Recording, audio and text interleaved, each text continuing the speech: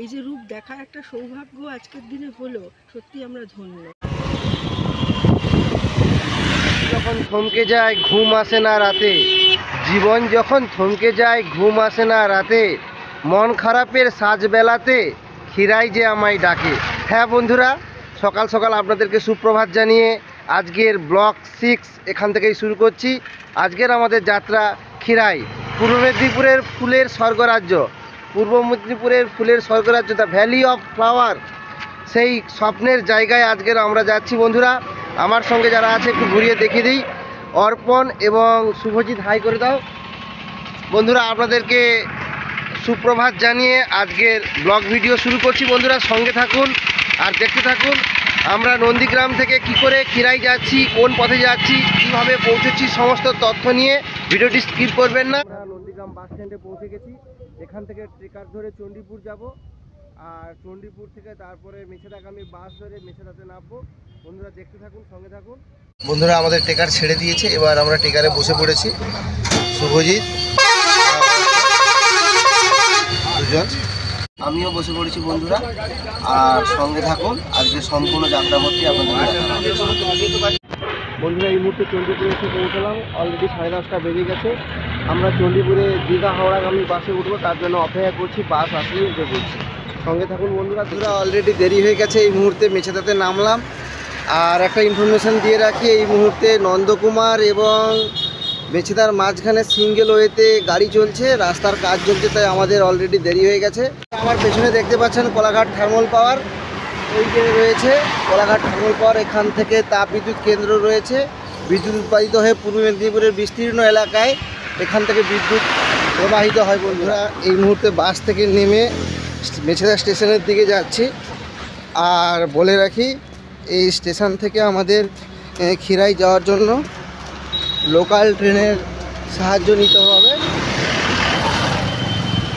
বন্ধুরা লোকাল ট্রেনে করে আপনারা যারা যেতে চান, বিশেষ করে কলকাতা থেকে যারা আসবেন তাদের ক্ষেত্রে তো অনেক সুবিধা। সকাল সকাল হাওড়া পৌঁছে যাবেন, হাওড়া থেকে আপনারা মেদিনীপুর কিংবা খড়গপুর লোকাল করে আপনারা খিরাইতে পৌঁছে যেতে পারেন।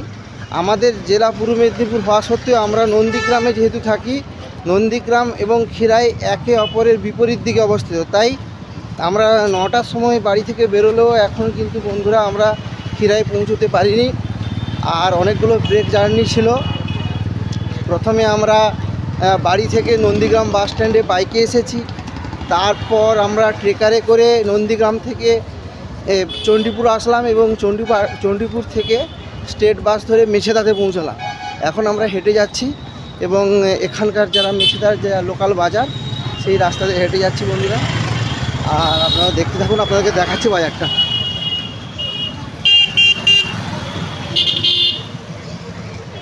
এই হচ্ছে মেছেদা বাজার এবং 2 থেকে 4 মিনিটের হাঁটা পথ। এই পথ দিয়ে হাঁটলে সহজে আমরা মেছেদা স্টেশনে পৌঁছে যাব। ফুটপাথ অবশ্যই ব্যবহার করবেন, যাওয়ার সময় অবশ্যই আপনারা ফুটপাথ ব্যবহার করবেন বন্ধুরা। বন্ধুরা মেছেদা স্টেশনে পৌঁছে গেছি, দেখতেই পাচ্ছেন এই স্টেশন সংলগ্ন এলাকায় একটি ফলের দোকান রয়েছে এবং এখানে বিভিন্ন ধরনের ড্রাই ফ্রুট, ফাস্ট ফুডের দোকান রয়েছে।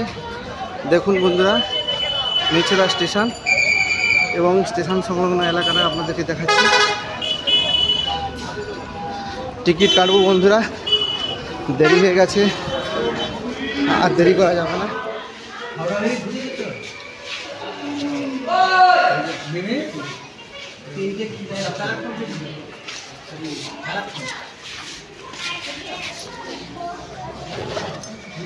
খিরাইয়ের 3টে টিকিটের জন্য আবেদন করলাম।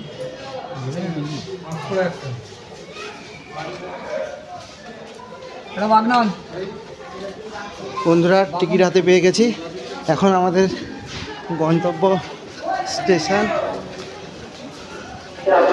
3টে টিকিট খিরাই আপ ডাউন 60 টাকা পড়লো, অর্থাৎ 10 টাকা করে টিকিট মেছেদা থেকে 10 টাকা করে টিকিট লাগছে খিরাই এক একজনের। যেহেতু আপ ডাউন কেটে নিয়েছি তাই আমাদের বন্ধুরা অনেক দেরি হয়ে গেছে, দেরির উপরে আরও একটা সমস্যা দেখলাম যে মেছেদা স্টেশনের ওভারব্রিজের কাজ চলছে, তাই ওভারব্রিজের জায়গাটা ওখানে বন্ধ করা আছে, তাই ঘুর পথে আমাদেরকে স্টেশনে পৌঁছতে হচ্ছে। অলরেডি আমাদের অনেক দেরি হয়ে গেছে। আসলে যারা খিরাই দেখতে আসবেন তারা কিন্তু সকাল সকাল বেরোবেন। আমাদের এটা অত্যন্ত ভুল হয়ে গেছে যে 9টার সময় বাড়ি থেকে বেরিয়েছি। এই ভুলটা আপনারা নিশ্চয়ই করবেন না। দেখুন সকল যাত্রী ঘুর পথে স্টেশন পৌঁছচ্ছে। অবশেষে বন্ধুরা মেছেদা স্টেশনে পৌঁছলাম। এবার ট্রেনের অপেক্ষা। মেছেদা স্টেশনের এই ওভারব্রিজে ওঠার সৌভাগ্য এতক্ষণ পরে হলো বন্ধুরা। ট্রেন আসছে, লোকাল ট্রেন আসছে বন্ধুরা। আর দেরি করা যাবে না, দ্রুত আমাদেরকে যেতে হবে। দেরি করলেই ট্রেন মিস। আমরা কখন ট্রেন পাবো ঠিক নাই, একেবারে দেরি করা যাবে না। এখান থেকেই ফুটব্রিজটা বন্ধ আছে, কি দাঁড়িয়ে রয়েছে।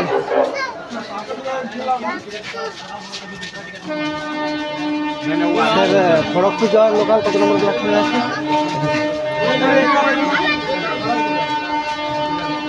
বন্ধুরা লোকাল এসে গেছে, আমরাও স্টেশনে প্রায় পৌঁছে গেছি। আমাদের ট্রেনও পৌঁছে গেছে। এই যে দেখুন বন্ধুরা সেই ট্রেন।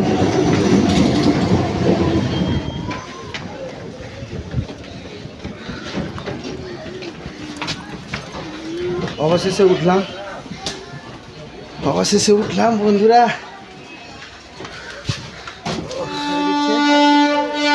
এই মুহূর্তে মেছেদা স্টেশন ছেড়ে ট্রেন এগিয়ে যাবে তার পরবর্তী স্টেশনের দিকে।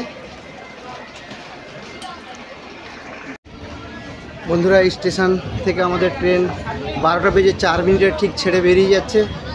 আমাদের যাত্রাপথ আশা করি আর কোনো বাধা সৃষ্টি হবে না। আমরা সহজেই এবার খিরাই পৌঁছে যাব।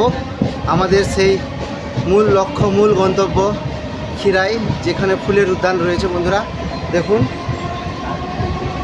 স্টেশনটাকে কি দ্রুত গতিতে ছাড়িয়ে এগিয়ে যাচ্ছে।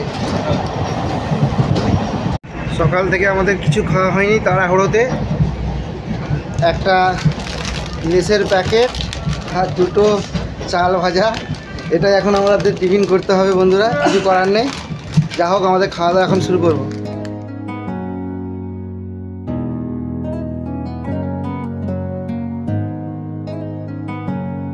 এই মুহূর্তে রয়েছে বন্ধুরা পাঁশকুড়া স্টেশনে, আর এর পরের স্টেশনই হচ্ছে খিরাই বন্ধুরা। স্টেশনে ট্রেনের ভেতরটা দেখুন বন্ধুরা সম্পূর্ণ খালি, আমরা 3 জন ছাড়া আর এই কম্পার্টমেন্টে কেউ নেই। অবশেষে বন্ধুরা আমার সেই স্বপ্নের জায়গা, যেটার জন্য সকাল 9টা থেকে বাড়িতে বেরিয়েছিলাম, সেই খিরাইতে এই মুহূর্তে নামলাম। অজস্র মানুষের ভিড়, সবাই ফুলের মেলা, ফুলের বাগান দেখতে উপস্থিত হয়েছে আমাদের মতন। দেখতে থাকুন বন্ধুরা সম্পূর্ণ ভিডিওটি।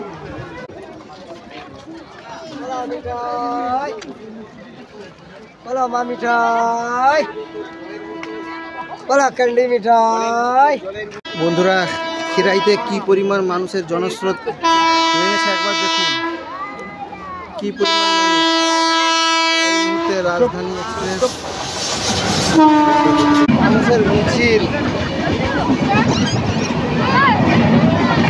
খিরাইয়ে ফুলের বাগান দেখতে মানুষের ঢল নেমেছে বন্ধুরা। 1 নম্বর প্ল্যাটফর্মে নেমে পেছনের দিকে হেঁটে আসলে সরু একটা আল নেমে গেছে, সোজা রাস্তা, পাকা রাস্তা নয়, আল বরাবর হেঁটে সামনের দিকে এগিয়ে যেতে হবে বন্ধুরা। বিপুল পরিমাণ মানুষ এসছে, বিপুল পরিমাণ। কি আছে দাদা একবার বলুন? রোল হবে, টোস্ট হবে, ঘুগনি মুড়ি হবে, সব কিছুই আছে। ওদিকে হচ্ছে আইসক্রিম পার্লার বসেছে বন্ধুরা, মেলা বসেছে বন্ধুরা, মেলা। কত সময় লাগে? আচ্ছা ঠিক আছে বন্ধুরা। মেঠো পথ, এই মেঠো পথ ধরে সোজা হেঁটে এগিয়ে যেতে হবে। অসংখ্য মানুষ এই খিরাইয়ের ফুলের বাগান দেখতে আজকে উপস্থিত হয়েছেন এবং রাস্তার ধারে ধারে ছোট ছোট স্টল রয়েছে। এই ধরনের ছোট ছোট গাড়ি, পিক আপ গাড়িগুলোতে 20 টাকা ভাড়া করে নিয়ে এরা যাচ্ছে। 2 থেকে 4 মিনিটের রাস্তা বন্ধুরা, ভাড়া করেছে 20 টাকা। তার থেকে হেঁটে যাওয়াই ভালো, ওদেরকে 20 টাকা না দিয়ে 20 টাকা খাওয়া ভালো মনে করি। আমরা মেদিনীপুরের লোক হাঁটতে বেশি পছন্দ করি। দেখুন অনেকে বাগান ঘুরে, সকলে কচি কাচারা দেখুন সব ঘুরে মাথায় একটা করে হেয়ার ব্যান্ড পরে তারা বেরিয়ে আসছে। আর আমরা এখন যাচ্ছি বন্ধুরা, অনেক দেরি হয়ে গেছে। দেখতেই পাচ্ছেন আমার ঘাম বেরিয়ে গেছে হাঁটতে হাঁটতে। তো দেখা যাক ফুলের বাগানে আমরা পৌঁছতে পারি নাকি, ফুলের বাগানে আমরা পৌঁছতে পারি নাকি বন্ধুরা।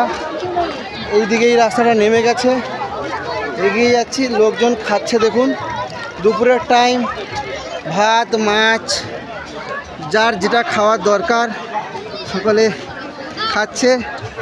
অনেকে দেখে বেরিয়ে আসছে বন্ধুরা, অনেকেই দেখে বেরিয়ে আসছে। কিছু আমার ভাই দাদারা আইসক্রিম খাচ্ছেন, সত্যি অসাধারণ। এ পরিস্থিতি অবর্ণনীয়। এই শীতের দুপুরে যে পরিমাণ মানুষের জমায়েত, একটা ছোট্ট একটা চন্দ্রমল্লিকার ক্ষেতে এই মুহূর্তে উপস্থিত হয়েছে বন্ধুরা। দেখানোর চেষ্টা করছি। চন্দ্রমল্লিকার সাথে দেখুন বাঁধাকপি, মিশ্র কৃষির সমাহার, অসাধারণ। বেগুনি এবং সাদা এই দুটো কালার মূলত এই ছোট্ট বাগানে রয়েছে। এটা চন্দ্রমল্লিকা। আলগুলো অত্যন্ত স্লিপারি। যারা দূর দূরান্ত থেকে আসবেন অবশ্যই হাঁটার সময় আপনারা খেয়াল রাখবেন যাতে স্লিপ না করে। আর একটা জিনিস দেখলাম যে প্রতিটি মহিলার মাথায় সেই ফুলের হেয়ার বেল্ট, ব্যাপক চাহিদা রয়েছে এবং অপূর্ব সুন্দরও লাগছে। বাঙালিরা সকলের থেকে আলাদা আর বলার নেই, রূপে গুণে সৌন্দর্যে সকলের থেকে এগিয়ে রয়েছে এবং আরেকবার সেটা প্রমাণ এখানে এসে পাচ্ছি। আমরা খিরাইতে এসে একটা অপূর্ব সুন্দর দৃশ্য দেখতে পেলাম। তাল গাছেটা ঠিক করে দেখুন বন্ধুরা, বাবুই পাখির বাসা বেঁধেছে, সেটা আমাদের দেখানো। আমি রয়েছি খিরাইয়ের সেই বিখ্যাত বাগানে, যেটা এখন ভ্যালি অফ গার্ডেন নামে পরিচিত। বন্ধুরা আমার পেছনে দেখতে পাচ্ছেন বিস্তৃত, যতদূর পর্যন্ত চোখ যাচ্ছে শুধু গাঁদা আর গাঁদা। গাঁদার বিভিন্ন রকমের কালার রয়েছে, ডিপ হলুদ, হালকা হলুদ, কাঁচা হলুদ, পাকা হলুদ, বিভিন্ন ধরনের। তবে এখানে জানতে পারলাম এই যে কাঁসাই নদী রয়েছে, এই কাঁসাই নদীর ওপারে কিছুটা 5 থেকে 10 মিনিট হাঁটা পথ রয়েছে, তারপরেই আমরা চন্দ্রমল্লিকার বাগানে পৌঁছতে পারবো। আমরা অবশ্যই বন্ধুরা আপনাদেরকে চন্দ্রমল্লিকার বাগানও ঘুরে দেখাবো। সঙ্গে থাকুন, দেখতে থাকুন।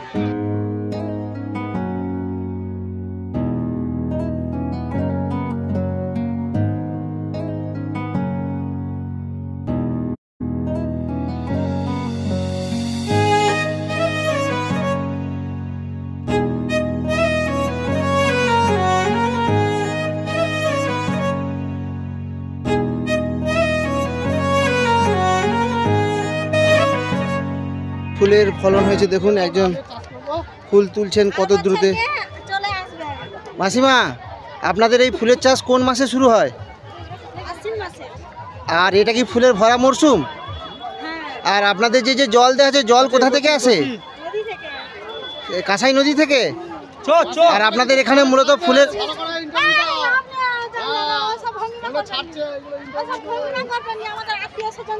আমি বলছি শুনুন, আপনাদের এই ফুলের বাজারটা কোথায় রয়েছে? এই বাজার ফুলটা উঠে কোথায় যায়? শুনতেই পেলেন, একজন বললেন এখান থেকে ফুল দেউলিয়া, হাওড়া, কোলাঘাট এই সমস্ত বাজারে ফুলের বাজার রয়েছে। পূর্ব মেদিনীপুরে বিশেষ করে কোলাঘাটে বড় বাজার রয়েছে, সেখানে ফুল যায়। একজন খুব দ্রুতভাবে ফুল তুলছেন, দেখুন হাতের স্পিডটা ওনার। সঙ্গে সঙ্গে এখানে দেখুন একটা বাঁধাকপির বাগান দেখতে পেলাম, খুব সুন্দর ফলন হয়েছে, খুব ফ্রেশ, খুব সুন্দর। একটাকে জুম করে দেখানোর চেষ্টা করলাম বন্ধুরা। একটা মোরগ ফুলের বাগানের কাছে এসেছি, কি সুন্দর লাগছে না? অপরূপ সুন্দর। এই সৌন্দর্যের ব্যাখ্যা দেওয়া মুশকিল।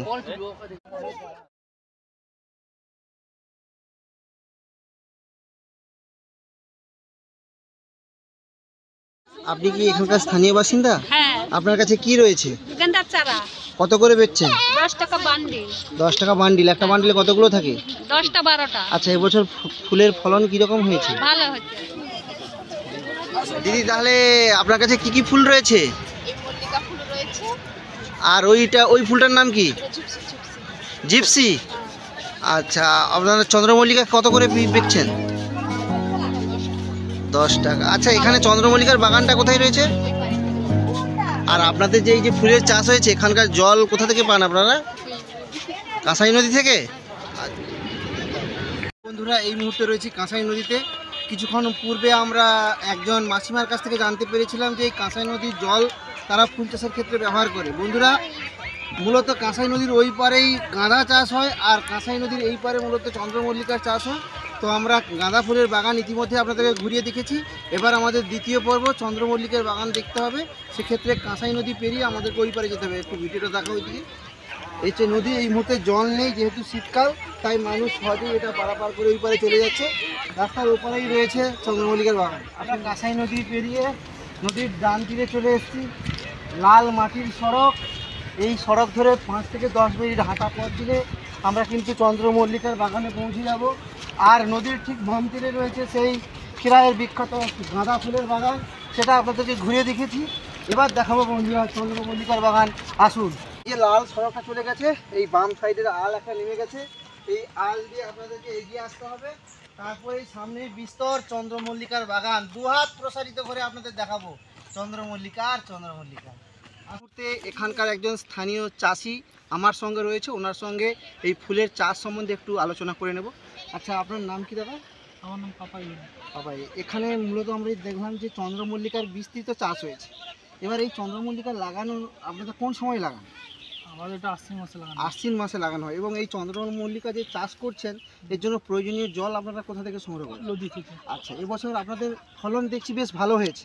এই যে এত পরিমাণ ফুল ফুটেছে, এই ফুলের যে মার্কেট, বাজার, যে টাকা চাষিরা পায় তো ঠিকঠাক? হ্যাঁ, না চাষিরা ঠিকঠাক তেমন পায়নি। আচ্ছা। মানে মালিকের কাছেই রয়ে যাচ্ছে। মানে মধ্যস্বত্বভোগী যিনি তিনি, কিন্তু চাষিরা আদায় করতে হচ্ছে। চাষিরা ঠিক প্রকৃত লাভ হচ্ছে না। শুনলেন বন্ধুরা, কষ্ট করে ওনারা কিন্তু চাষ করছেন, এত সুন্দর ফুল ফুটিয়েছেন, কিন্তু তার প্রকৃত ফসলের দাম ওনারা কিন্তু পাচ্ছেন না। আচ্ছা, আপনাদের এখানকার ফুলের মার্কেটটা কোথায় রয়েছে? এখানে কোনো মার্কেট, এখানে আছে মার্কেট মানে ওই বাইপাস, ওইখানে মানে কম ফুল যায়, আর এগুলা ব্যাঙ্গালোর হায়দ্রাবাদ যায়। আচ্ছা, সম্পূর্ণ এখানকার যে ফুলগুলো ব্যাঙ্গালোর এবং হায়দ্রাবাদ ট্রান্সপোর্ট হয়ে বাইরের রাজ্যে চলে যাচ্ছে। এখানকার চাষিরা কষ্ট করে এত সুন্দর ফুলের যে ফসল তারা ফলিয়েছে, তার প্রকৃত মূল্য কিন্তু এখানে এনারা পাচ্ছেন না। আচ্ছা, যেতে যেতে একটু কথা হোক। আসুন। আপনাদের তো ফুল তো দেখলাম ব্যাপক ফসল হয়েছে, এবার এটা তোলা হবে কখন? এবারে কাটা হয়ে যাবে আর দিন চারেক করে, মানে অর্ডার আইলেই ফুল কাটা শুরু। তাহলে বন্ধুরা জানতে পারলেন যে এখানকার যে চন্দ্রমল্লিকার যে বাগান রয়েছে, একজন চাষি ভাইয়ের কাছ থেকে জানতে পারলাম। আর 4 থেকে 5 দিন এখানকার ফুলগুলো থাকছে। অর্ডার আসা মাত্রই এখানকার কিন্তু যাবতীয় ফুল এখানে পাইকারি হিসেবে পাইকারি এসে কেটে লেবেল যাবে, বাড়ির চুক্তি হয়ে যাবে। কোনো ধরনের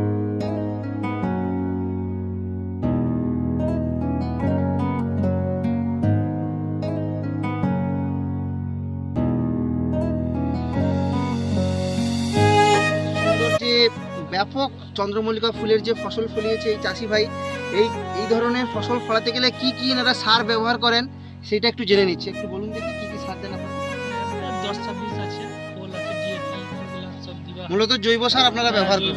জৈব সারের ফলন দেখুন কি অসাধারণ, এবং এই ফুলগুলো প্রায় 15 দিন লাস্টিং করবে। ফুল কাটার পর যদি জলে এই কাণ্ডটিকে ডুবিয়ে রাখা যায়, মিনিমাম 15 দিন লাস্টিং করবে। এই চাষি ভাইয়ের কাছ থেকে জানতে পারলাম।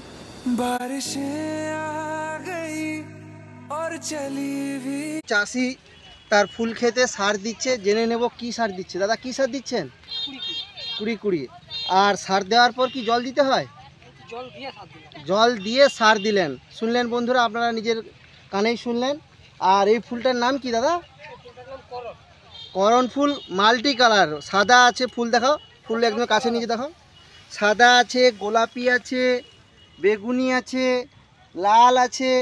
এই মুহূর্তে আমার পেছনে দেখতে পাচ্ছেন হলুদ চন্দ্রমল্লিকা, আগেই দেখিয়েছিলাম সাদা চন্দ্রমল্লিকা। তাহলে খিরাইতে আসলে অবশ্যই কাঁসাই নদী পেরিয়ে তার ডান তীরের রাস্তা ধরে এসে নিচের জমির মাঠে নামলেই বিস্তৃত এলাকায় ঘুরে দেখাও কত বিপুল পরিমাণ চন্দ্রমল্লিকা চাষ করা আছে। বন্ধুরা, ভিডিওটি কেমন লাগলো অবশ্যই জানাবেন। ফুলের বাগান ঘুরলাম, গাঁদা ফুলের বাগান, চন্দ্রমল্লিকার বাগান। এবার বাড়ি ফেরার পালা। অবশ্যই এই বাড়ি যাওয়ার যাত্রাপথের কাহিনীও আপনাদের সঙ্গে দেখাবো, আপনারা সঙ্গে থাকুন। এই মুহূর্তে খিরাই স্টেশনে রয়েছি। আমরা হাওড়াগামী ট্রেন ধরে মেছেদা নামবো এবং মেছেদাতে আমাদের নন্দীগ্রাম লোকাল যে বাস রয়েছে সেই বাস ধরে বাড়ি ফিরবো। অবশ্যই ভিডিওটি সঙ্গে থাকুন, আরও বাড়ি যাওয়া পর্যন্ত আমাদের ভিডিওটি কন্টিনিউ হবে। ভিডিওটি ভালো লাগলে অবশ্যই লাইক কমেন্ট এবং শেয়ার করুন। এই মুহূর্তে আমরা মেছেদা স্টেশনে নামলাম বন্ধুরা। এবার আমরা নন্দীগ্রামগামী বাস ধরবো, তারপরে সোজা বাড়ি। বন্ধুরা সঙ্গে থাকুন, দেখতে থাকুন।